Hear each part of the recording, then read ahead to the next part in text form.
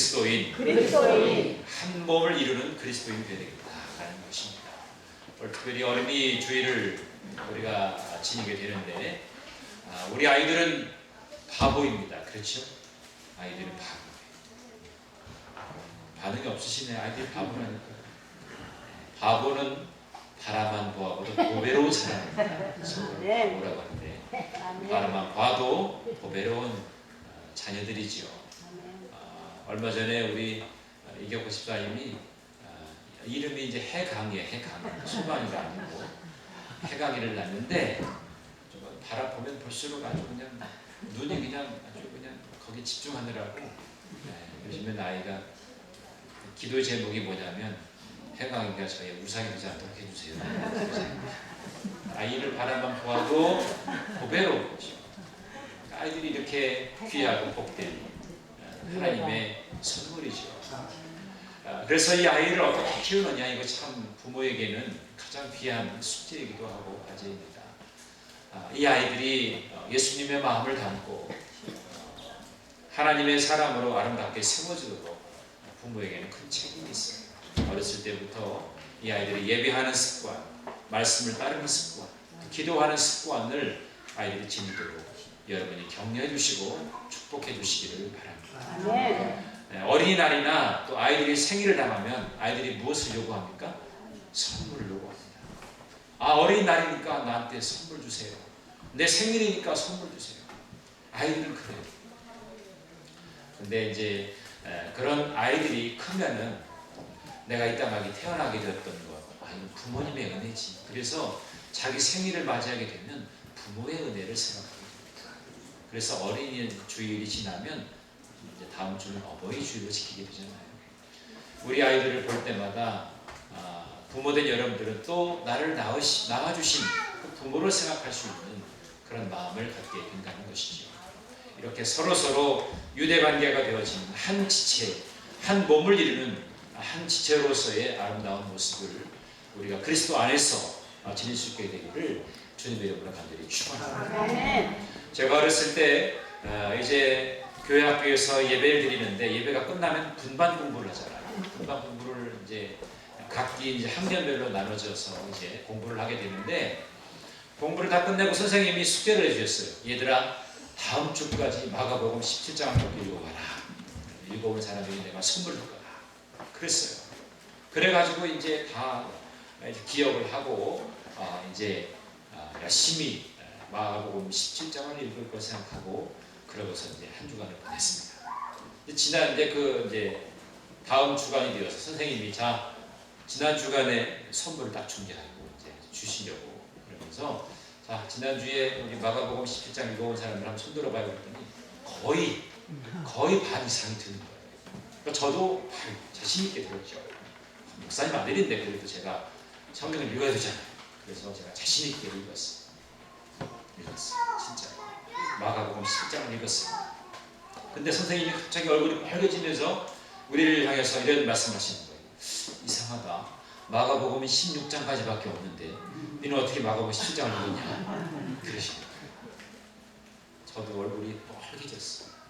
읽지도 않고 읽었다고 소리를 마가복음은 16장까지밖에 없어요. 14. 그래서 제가 그때 이후로 다른 건 몰라도 마가복음은 16장까지 있다. 그걸 아주 정확하게 알고 있어요. 아주 뼈저리게 느껴졌으니까. 우리는 선물에 눈이 어두워서 마가복음이 몇 장까지 있는지도 몰랐어요.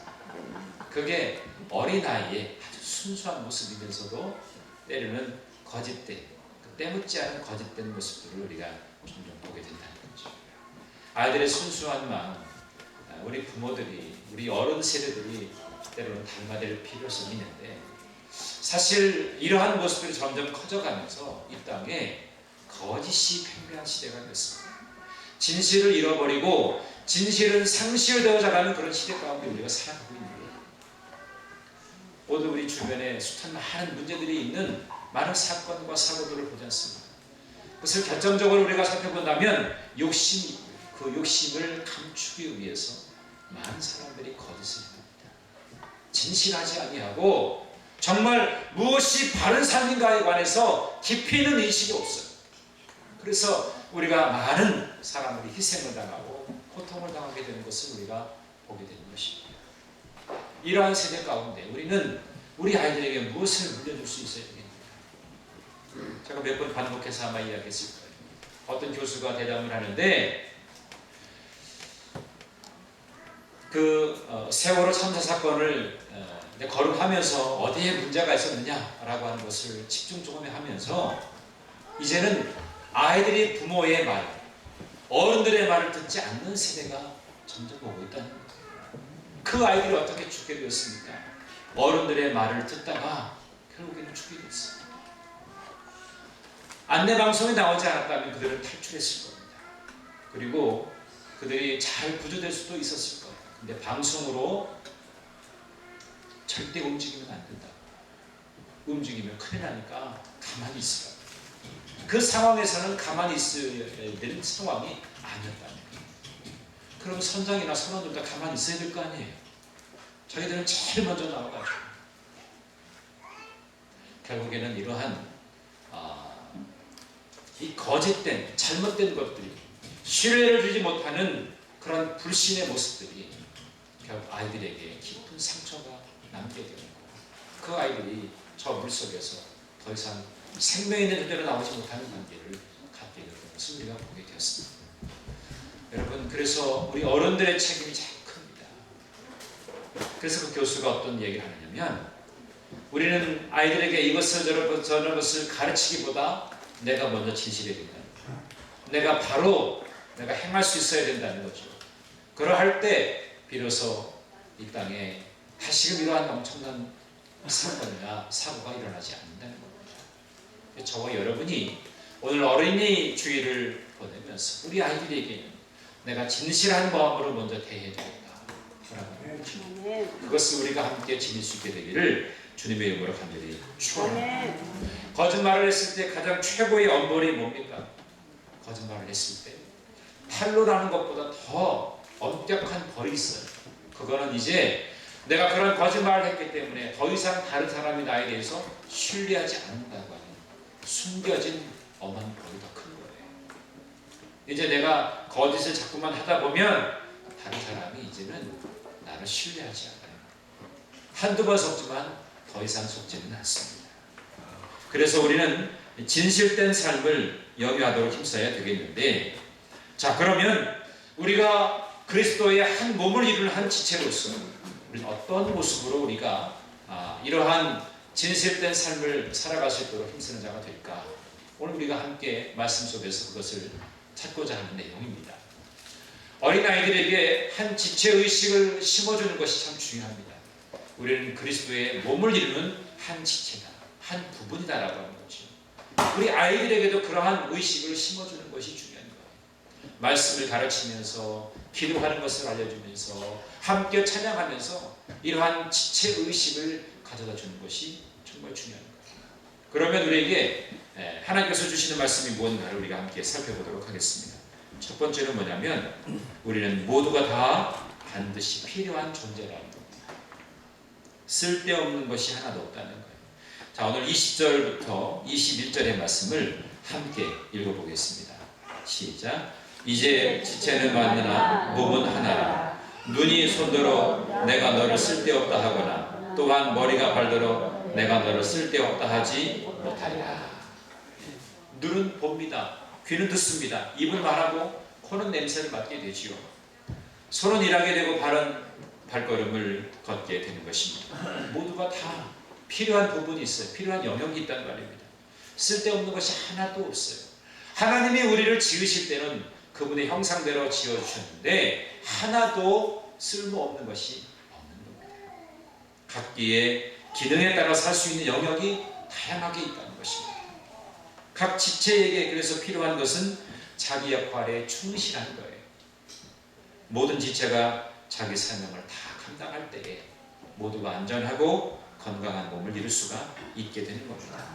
각자의 책임에 죽도록 충성하는 것이 오늘 우리의 삶에도 필요한 거예요.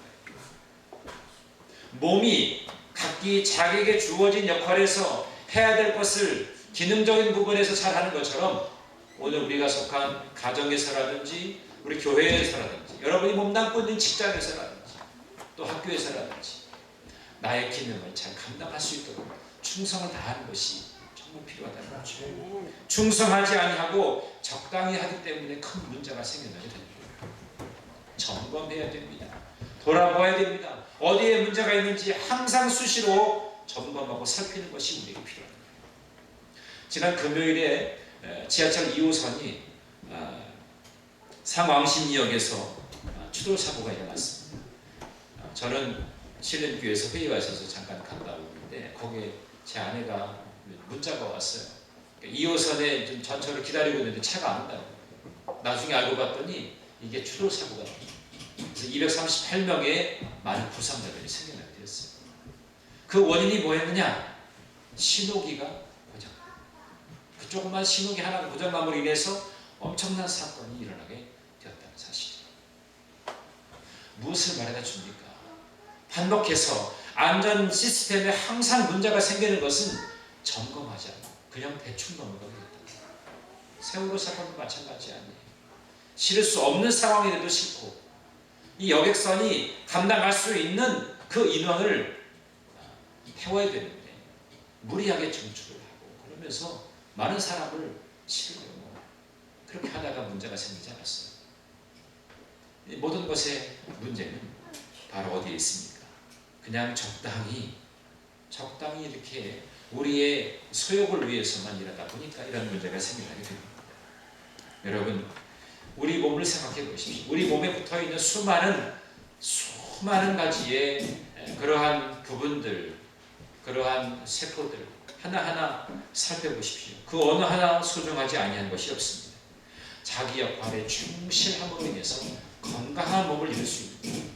여러분, 우리의 몸에 병이 들었다는 것은 뭡니까? 어디 한 부분이 문제가 생기게 됐다는 거예요. 그래서 우리의 몸을 잘 관리하려고 하나님께서는 신호를 주시는 거예요. 어디가 아프게 또 병들게 하는 것은 뭐냐면 우리의 몸을 잘 관리하고 다스리라는 거예요. 하나님은 우리에게 몸을 맡기실 때에 청지기로서의 역할을 우리에게 주셨어요. 그냥 주신 것이 아니라 너의 몸을 잘 관리하라고 우리에게 맡겨주셨어요. 그래서 우리는 몸의 모든 지체들이 합력해서 자기의 역할에 충성을 다해서 건강한 몸을 서로 유지할 수 있도록 힘써야 되는 거예요. 오늘 고린도전서를 기록한 사도 바울이 우리에게 요청하고 있는 것은 무엇입니까? 몸의 지체의 이 비유를 이야기하면서 우리도 믿음의 공동체를 이룬 교회나 또 우리의 가정이나 우리 일터나 어느 곳에 속해 있든지 우리가 가장 귀한 존재로 쓰임받도록 힘써야 된다는 거예요. 나 하나쯤이야 라고 하는 그런 의식이 아니라 내가 있음으로 인해서 라고 하는 의식이 우리에게 필요한 거예요. 나로 인해서 예배가 되어진다. 나로 인해서 성도의 교제가 아름다워지고 풍성해진다. 이런 마음을 가지고 있을 때 그 교회는 부흥할 수 있는 교회가 됩니다.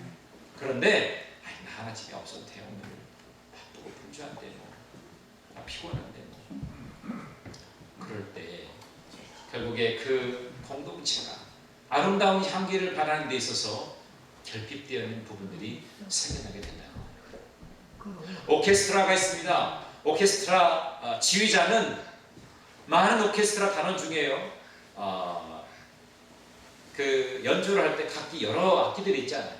악기가 배열되는 그러한 위치에 따라서 잘 자기 위치에 자리하게 되는데 하다 보면은 때로는 뭐 이렇게 부는 악기나 이런 것들이 많은 사람들이 하니까 그냥 손가락만 해가지고 립싱크 할 수도 있어요.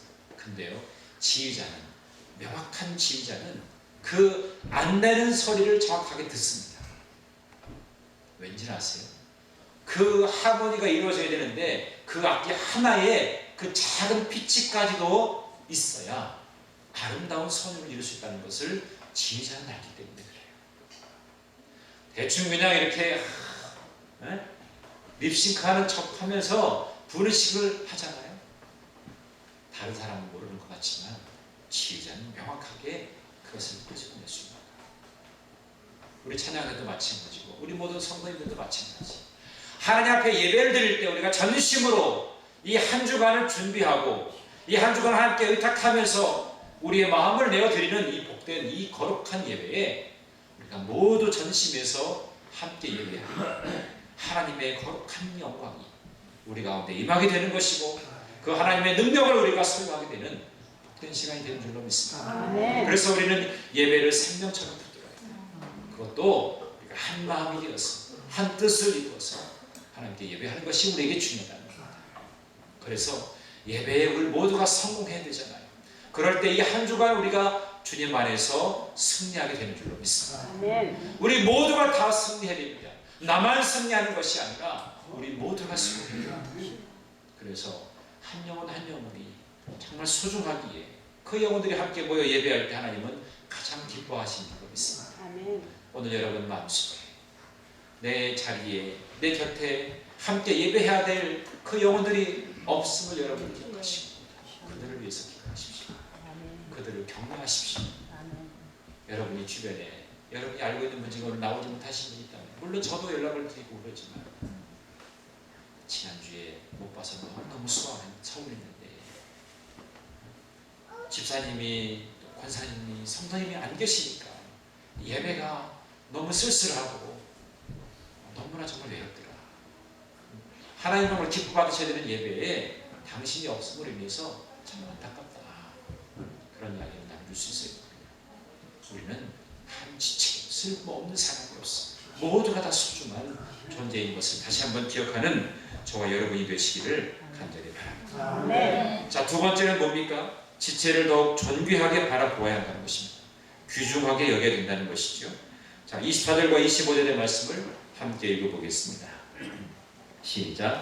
우리 아름다운 지체는 그럴 필요가 없느니라. 오직 하나님이 몸을 고르게 하여 부족한 지체에게 귀중함을 더하사 몸 가운데서 분쟁이 없고 오직 여러 지체가 서로 같이 돌보게 하셨느니라. 우리는 가치를 어디에 두느냐에 따라서 서로의 모임 가운데 우월하고 또 차등이 있다고 생각합니다. 그러나 하나님께서는 열등하다고 간주하는 그 지체들을 더욱더 존귀하게 여기시는 겁니다. 좀 뭔가 부족해 보이는 그러한 지체가 있을 때 주님은 더 깊이 마음을 갖게 되는 거죠. 부모가 자녀를 양육할 때 많은 자녀가 있는데 그 자녀 중에 조금 약간 연약한 자녀가 있으면 더 관심이 가고 더 사랑이 가는 거죠. 이렇듯이 지체를 더욱 존귀하게 바라보는 것이 오늘 우리에게도 필요합니다. 여러분, 몸의 지체들은 상호 대립 관계가 아니라 상호 보완 관계에 있고 상호 협력의 관계에 놓여지게 되는 것입니다. 물론 몸을 이루는 지체들이 다 기능이 달라요. 같은 것도 있지만 다른 부분도 있습니다. 다른 것은 틀린 것이 아니라 그저 다를 뿐이지요. 우리가 교회 생활하면서도 기능적인 면에 있어서 다양한 역할을 합니다. 찬양대도 있고 봉사하는 분도 있고 안내하는 분도 있고 또 기도로 또 섬기시는 분도 있고 여러 다양한 사역들이 예배 가운데 예배를 마치고서 성도의 교제 가운데서도 우리에게 일어나게 되는데 그 다양성을 우리가 존중해 줄 수 있어야 돼요. 귀중히 여겨야 되는 그런 필요성을 우리에게 요청하고 있는 것입니다. 그래서 서로의 단점보다도 장점을 보아줘야 되는 것입니다. 부활하신 주님께서는 베드로를 만나셨어요. 베드로는 어떤 자였습니까? 예수님께서 십자가에 못 박히실 때에 3번이나 모른다고 부인하였던 자였습니다. 근데 주님께서 베드로를 만나실 때 어떠한 모습을 만나셨겠어요? 몽둥이 들고 너 이놈의 자식이 와. 그래가지고 네가 날 3번이나 부인해? 그래서 막 몽둥이를 때리려고 베드로를 부르셨을까요? 주님께서 베드로를 부르신 것은 그의 변화된 모습을 기대하고 앞으로 정말 새로운 결단과 각오로 새로운 존재가 되기를 원하셨습니다. 그의 단점보다도 그의 장점을 보시기 위해서 그를 부르신 줄로 믿습니다. 그래서 베드로에게 물어보시잖아요. 네가 나를 사랑하느냐? 그래서 3번이나 부르셨어요. 3번이나 질문하셨다는 거예요. 그러니까 주님, 제가 주님 사랑하는 걸 중요하십니다. 그렇게 대답하시고 다시 묻습니다. 네가 나를 사랑하느냐? 그러면 내 양을 먹여라. 내 양을 치라. 내 양을 먹여라. 그렇게 그에게 권면해 주시죠. 베드로는 숱한 그런 연약함이 있었고 그의 단점이 있었습니다. 그러나 하나님은 주님께서는 그의 단점을 보시지 아니하고 그의 장점을 부각시키십니다. 그래서 그로 하여금 양을 맡기게 하십니다. 그의 변화된 모습 가운데서 양을 맡김으로 그가 온전하게 주님의 사역을 감당하는 자로 변화되게 하십니다. 오늘 부활하신 주님께서는 오늘 저와 여러분도 부르셔서 귀한 사명을 맡기셨습니다. 우리도 단점이 있잖아요. 우리도 좀 연약한 부분이 있잖아요. 근데 우리 주님은 그것을 기억하지 않으십니다. 우리의 장점을 보시고 우리를 격려하시면서 우리에게 귀한 사명의 자리로 우리를 이끄시는 줄로 믿습니다. 우리는 들추기보다 사랑으로 덮어줄 수 있는 그런 넉넉한 마음이 필요한 것이죠. 그래서 우리의 이웃을 섬기고 우리 믿음의 공동체 안에서 서로 격려하고 축복하는 것이 우리에게 필요한 것입니다. 나도 중요하기 때문에 다른 지체를 귀중히 여길 수 있는 그런 마음들, 그것이 오늘 우리에게 필요한 줄로 믿습니다. 마지막은 고통도 영광도 함께하는 한 몸을 이루어야 하는 줄로 믿습니다. 26절과 27절의 말씀을 함께 읽어보겠습니다. 시작. 만일 한 지체가 고통을 받으면 모든 지체도 함께 고통을 받고 한 지체가 영광을 얻으면 모든 지체가 함께 즐거워하리라. 너희는 그리스도의 몸이요 지체의 각 부분이라. 아멘. 고통도 영광도 우리가 한 몸을 이루는 한 지체이기 때문에 서로 그것이 고통이 될 수도 있고 그것이 영광이 될 수도 있다는 것입니다. 서로 공동체 의식, 공동의 그러한 감정을 가지고 있다는 것입니다. 그래서 각자 독립된 개체가 아니라 유기적으로 긴밀하게 연관되어 있는 자라고 하는 것을 우리는 기억하게 되는 것입니다. 바울은 이처럼 하나의 유기체로 지음받은 사람의 몸이 갖고 있는 특성을 이야기하면서 교회가 지녀야 할 그런 공동체성을 교훈해 주고 있는 것입니다. 우리 교회는 그리스도의 몸을 이루게 되는 각 지체예요. 몸을 이룰 때 지체가 필요하지 않습니까? 이 지체가 자기의 그런 분명한 가치관을 가지고 자기의 실존을 정말 주님의 몸을 세우는 일을 위해서 소개하게 쓰임받게 된다면 그 지체는 그 그리스도의 몸으로 이루면서 모든 지체와 함께 영광을 드러낼 수 있는 자가 될 것입니다. 그러기에 우리에게 필요한 것은 지체의식이에요. 주님께서는 저와 여러분을 세상에 무엇으로 부르셨습니까? 빛과 소금으로 우리를 부르셨습니다. 너희는 세상의 빛이다. 너희는 세상의 소금이다. 그러한 사명을 우리에게 맡겨주셨어요. 그렇기 때문에 우리는 빛된 자의 삶을 살아야 되고 또 소금같이 세상을 부패한 세상을 변화시킬 수 있는 일을 위해서 귀하게 쓰임받아야 돼요. 그러기 위해서 우리에게는 어떤 것이 필요하겠습니까? 모든 것이 하나님의 영광으로 초점을 맞추는 그런 삶이 되어야 된다는 겁니다. 아파할 때는 같이 아파하고 주께 영광을 올릴 수 있는 그런 부분은 우리가 함께 영광을 올려드릴 수 있는 그런 자가 되어야 한다는 것입니다. 모든 일의 기준은 하나님의 영광이 되어야 되는 줄 믿습니다. 남북전쟁이 일어날 때 어느 북부군 병사가 탈영 혐의로 체포가 되었습니다. 그는 무죄를 증명할 수 있는 길이 차기에는 없었어요. 결국에는 사형 선고까지 받게 되는 아주 극한 상황에 다다르게 되었습니다. 그럴 때 그는 그의 항소문을 이제 대통령에게 보냈어요. 그래서 에브라임 링컨의 책상에까지 올라가게 되는데 링컨 대통령이 그의 상황을 쭉 살피면서 정말 불쌍히 여기는 마음으로 그 사면서에 사인을 해주었어요. 그래서 그는 정말 극적으로 이제 사형 선고를 받은 자가 사면을 받게 되어서 자기가 원래 복무했던 그 부대로 다시 돌아갈 수가 있었습니다. 거기서 마지막까지 전쟁이 끝날 때까지 최선을 다해서 전투를 하다가 전사하게 되었습니다. 근데 그의 가슴 한쪽에 달린 주머니에서 나중에 봤더니 대통령이 사인한 그 사면서가 발견됐습니다. 그러니까 이 병사는 자기가 죽을 목숨인데 자기 대통령이 자기를 위해서 사면해 준 것에 대해서 너무나 기쁘고 너무나 감격한 은혜를 기억하였다는 거죠. 그래서 그것을 간직을 하고 다니는 것이죠. 그 은혜를 기억하면서 전쟁터에서 최선을 다해서 싸우는 자가 됐다는 것입니다. 비록 그는 탈영하는 자로 자기가 죽을 수밖에 없는 상황에서 이제는 역전되어서 자기의 몸을 부서지도록 최선을 다해서 전투에 임하게 되었다는 것입니다. 빚이 있었다는 거죠. 빚이 있었다는 거죠. 이 빚을 갚기 위해서 자기는 최선을 다했다는 거죠. 모든 것의 기준은 하나님께 영광이 되어야 되는 것입니다. 우리가 하루하루 살아가는 것이 누구의 은혜입니까? 오늘 내가 잠을 편안하게 잘 수 있고 내가 일할 수 있는 모든 것들, 내가 자녀와 함께 또 한 가족을 이루어서 살아갈 수 있는 것도 누구의 은혜입니까? 우리가 너무나 바쁘고 분주하다 보면 또 탈진하다 보면 하나님의 은혜를 잃어버릴 때가 참 많습니다. 하나님을 만났던 첫 경험, 그 첫 사랑을 잃어버릴 때가 너무나 많습니다. 물질 물명이 우리에게 가져다 준 것은 평안함과 즐거움을 가져다 주었지만 그 가운데서 하나님의 은혜를 잃어버리게 되는 그런 것들은 점점 우리에게 다가오고 있습니다. 여러분, 오늘 예배하는 저와 여러분은 어떠한 마음을 가지고 주님을 맞이해야 될 것인가, 다시 한번 깊이 살펴야 되겠습니다.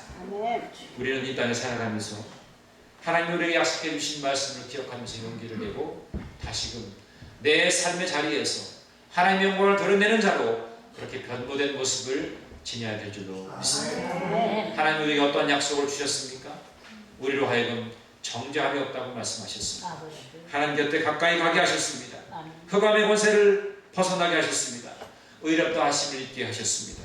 우리를 온전케 하셨고 언제든지 아버지께 나아갈 길을 우리에게 보여주셨습니다. 그리고 결코 버림받지 않을 것이라고 우리에게 말씀해 주셨습니다. 제가 지금 말씀드린 것은 여러분 주보에 보면, 주보 속지에 보면 찬송가 바로 밑에 하나님이 나에게 약속하신 말씀이 기록되어 있습니다. 쭉 한번 나중에 살펴보십니다.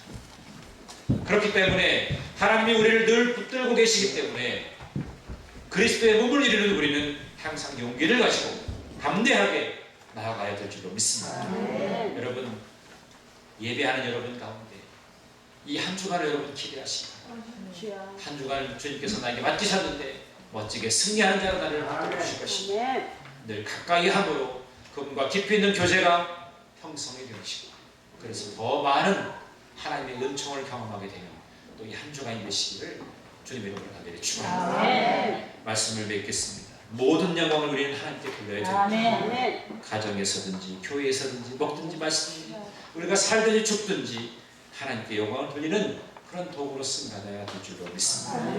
나의 이익이나 욕심이 아니라 하나님의 영광을 위해서 숭고하고 거룩한 삶을 살아갈 때 나는 변화되어집니다. 나는 성숙한 자가 되어집니다.